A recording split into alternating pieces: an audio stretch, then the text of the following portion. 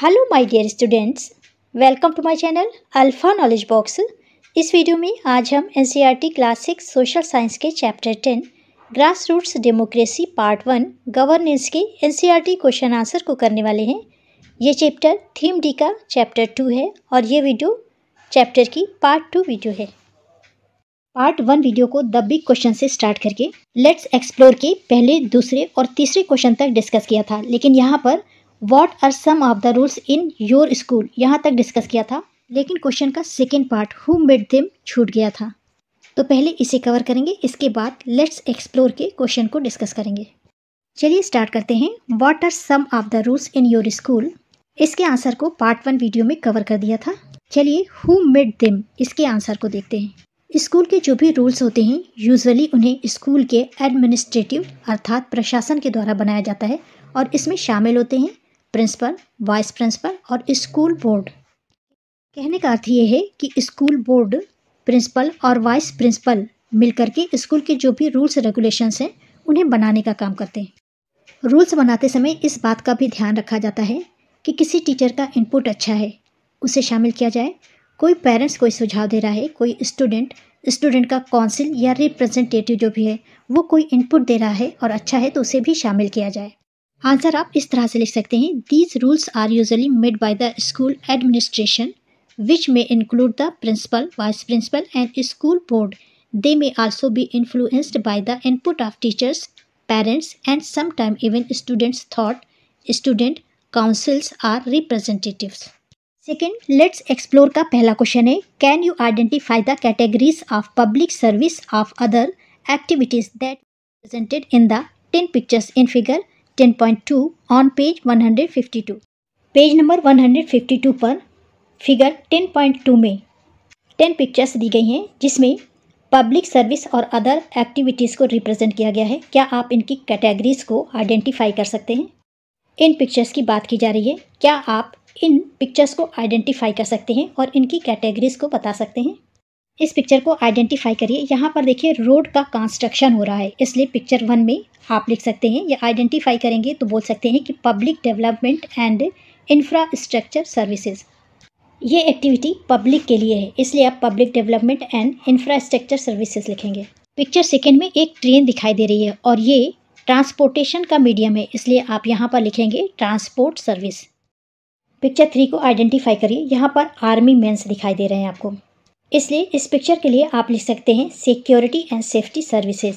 Picture 4 में ये doctor दिखाई दे रही है और ये पेशेंट है, इसलिए यहाँ पर आप लिख सकते हैं हेल्थ केयर सर्विसेज। पिक्चर 5 को देखिए, यहाँ पर रेस्क्यू टीम दिखाई दे रही है जो किसी को लेकर के जा रही है और पीछे कुछ बिल्डिंग्स, घर गिरे हुए हैं। यहाँ पर किसी डिजास्टर को शो किया गया है, इसलिए पिक्चर 5 में आप लिख सकते हैं disaster management and relief services.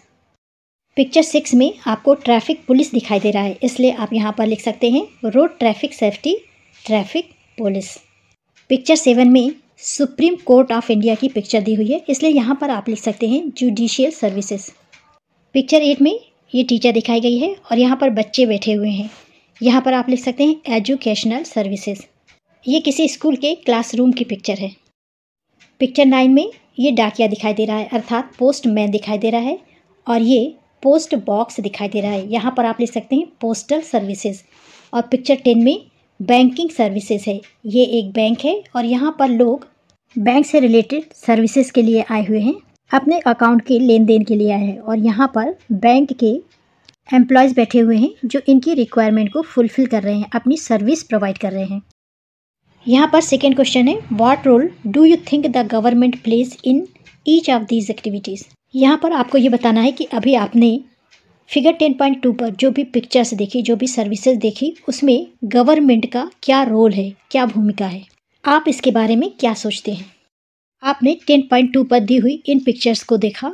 In pictures में बताई गई सर्विसेज में गवर्नमेंट इम्पॉर्टेंट रोल अदा करती है, भूमिका अदा करती है।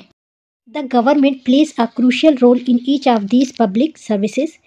It funds and oversees the construction of infrastructure like roads and railways, ensuring safe and efficient transportation. Figure में जितनी भी आपने पब्लिक सर्विसेज देखी उसमें गवर्नमेंट एक मोस्ट इम्पॉर्टेंट क्रूशियल रोल अदा करती है। रेलवे हो या रोड या अदर कंस्ट्रक्शन हो, उनके इंफ्रास्ट्रक्चर को तैयार करने में फंड देती है और उसकी देख रेख भी करती है। साथ ही ये भी देखती है कि ट्रांसपोर्टेशन सेफ और इफ़िशिएंट है या नहीं। डिज़ास्टर्स की बात करें तो disasters management and relief services is maintained by the government to protect people. किसी भी तरह का डिज़ास्टर्स आने पर डिज़ास्टर मैनेजमेंट का काम गवर्नमेंट का होता है। पीपल्स को प्रोटेक्ट करने का, उनकी प्रॉपर्टी को बचाने का काम गवर्नमेंट के द्वारा ही किया जाता है। रिलीफ सर्विस प्रोवाइड करने का, उसे मेंटेन करने का काम भी गवर्नमेंट का होता है। नेक्स्ट है health care services. Health care services are provided and regulated to ensure public access to medical care. Medical care के लिए लोग हेल्थ केयर सर्विस तक पहुंच सके, इसे रेगुलेट करती है और प्रोवाइड करने का काम करती है। इसके साथ ही साथ government emergency services like fire fighting and disaster response are manage to protect citizens during crisis. कहने का अर्थ यह है कि किसी भी तरह की इमरजेंसी हो, संकट हो, गवर्नमेंट लोगों को प्रोटेक्ट करने के लिए फायर फाइटिंग एंड डिज़ास्टर्स जैसी आपातकालीन सर्विसेज को मैनेज करने का काम करती है। The government एनफोर्सेस law through traffic police and upholds justice by the judiciary. It also provides public education, communication services through postal system and general administration through government offices. Government traffic police के माध्यम से कानून लागू करती है और न्यायपालिका के माध्यम से न्याय को कायम रखती है। और लास्ट में आप लिख सकते हैं It also provides public education, communication services through postal system and general administration through government offices. Government सार्वजनिक शिक्षा, पोस्टल सिस्टम के द्वारा कम्युनिकेशन सर्विसेज अर्थात डाक प्रणालियों के माध्यम से संचार सेवाएं और गवर्नमेंट ऑफिसेज के द्वारा एडमिनिस्ट्रेशन अर्थात प्रशासन भी प्रदान करती है। क्वेश्चन नंबर 3 है can you think of other aspect of your daily life where the government play an important role. क्या आप अपने डेली लाइफ के ऐसे एक्सपेक्ट पहलुओं के बारे में सोच सकते हैं जहां गवर्नमेंट इम्पॉर्टेंट रोल अदा करती है, महत्वपूर्ण भूमिका निभाती है।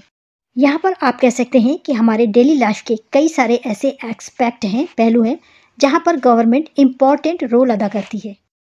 The government significantly impacts daily life beyond the services depicted.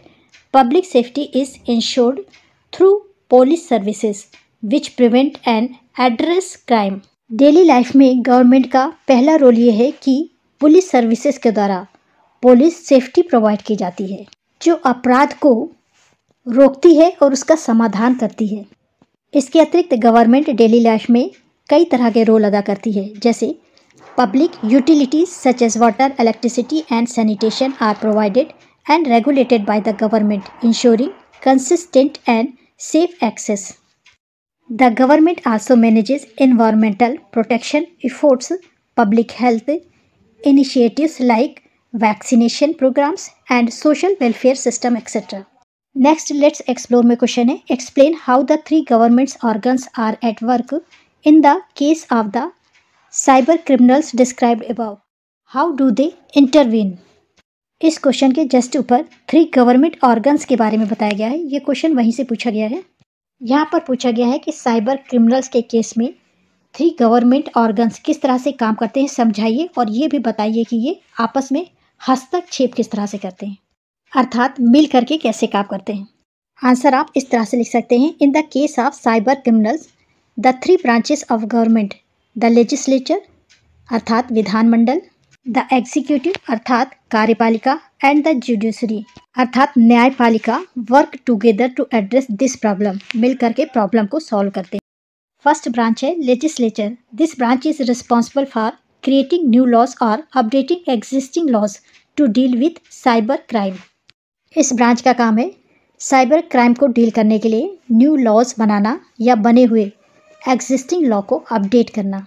Second है executive branch. The executive branch is responsible for enforcing these laws in the context of cybercrime. This includes agencies such as the Cyber Police, which enforce the law of investigation cybercrimes, tracking down criminals and making sure the law is upheld. ये branch कानून को लागू करने के लिए responsible है, जिम्मेदार है। इसके लिए इसमें साइबर पुलिस जैसी एजेंसियां शामिल हैं जो साइबर क्राइम को जांच करके उन्हें ट्रैक करके कानून को, लॉस को लागू करती हैं। तीसरी ब्रांच है judiciary. The judiciary interprets loss and decides whether a cyber criminals has broken the law. If the person is found guilty of cyber crime, the judiciary determines the appropriate punishment. Judiciary branch loss को interpret करती है और ये decide करती है कि cyber criminals ने crime किया है या नहीं, लॉस को तोड़ा है या नहीं। यदि कोई पर्सन साइबर अपराध का दोषी पाया जाता है तो उसे उचित दंड दिया जाता है। इसके बाद ये एक क्लास एक्टिविटी है, इसे आपको स्वयं करना है। इस वीडियो में यहीं तक। पार्ट 3 वीडियो में क्वेश्चंस, एक्टिविटीज़ एंड प्रोजेक्ट्स के क्वेश्चन को डिस्कस करेंगे। This is the end of video. Thanks for watching.